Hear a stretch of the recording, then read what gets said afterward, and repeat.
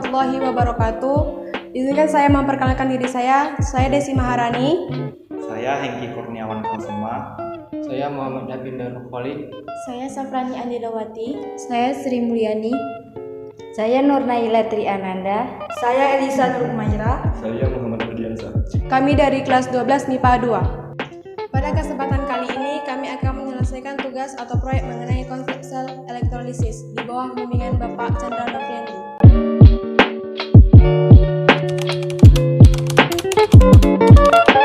Elektrolisis ini dinyatakan sebagai elektrokimia, yang prinsipnya itu kebalikan dari sel Volta. Elektrolisis ini mengubah energi listrik menjadi energi kimia.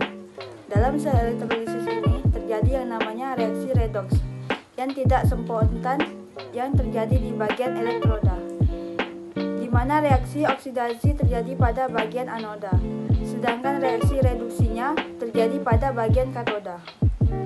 Katoda ini bertindak sebagai kutub negatif, sedangkan anoda bertindak sebagai kutub positif.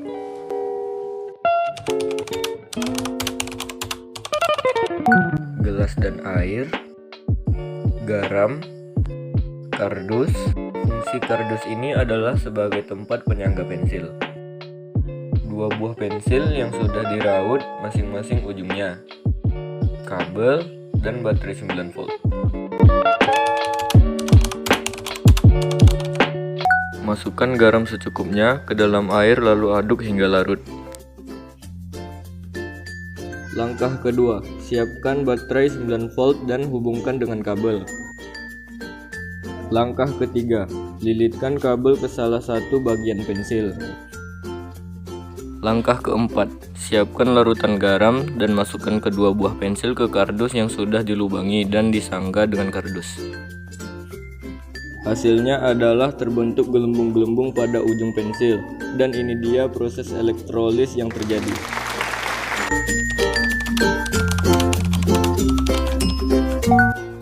Proses elektrolisis ini adalah suatu proses di mana arus listrik bisa menguraikan larutan atau bisa disebut reaksi redox.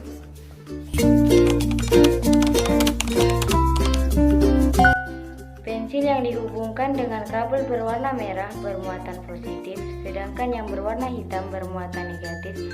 Elektrolisis ini memerlukan perantaran elektroda yang tercelup dalam larutan elektrolit.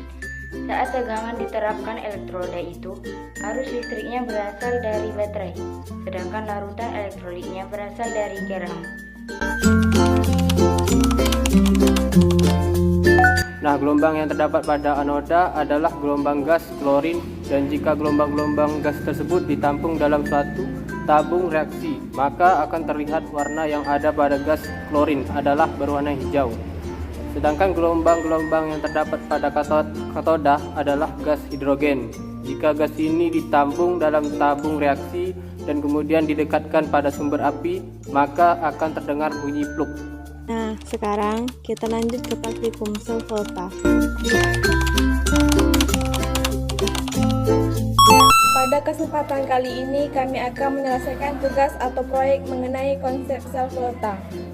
Pada video ini kami akan merealisasikan konsep tersebut dalam sebuah praktik cara alternatif menyalakan lampu menggunakan kentang.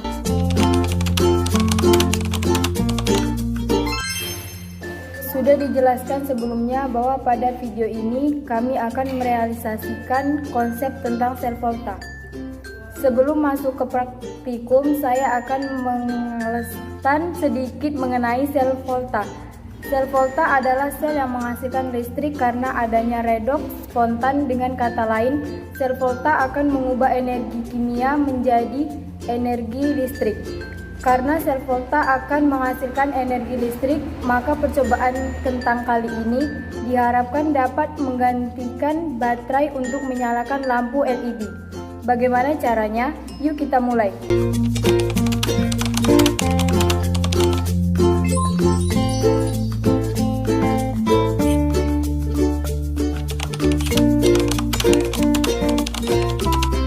Langkah pertama, beri lubang pada kentang menggunakan karter.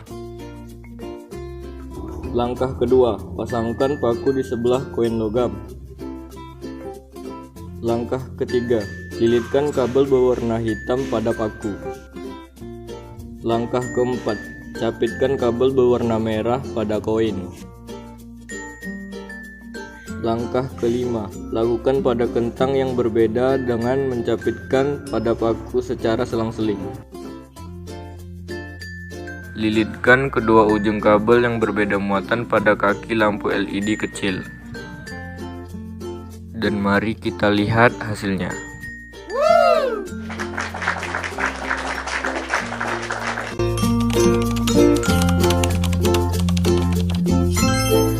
Selain kentang, ada pun buah yang dapat menghasilkan listrik, yaitu lemon, pisang, jeruk, belimbing, dan lainnya.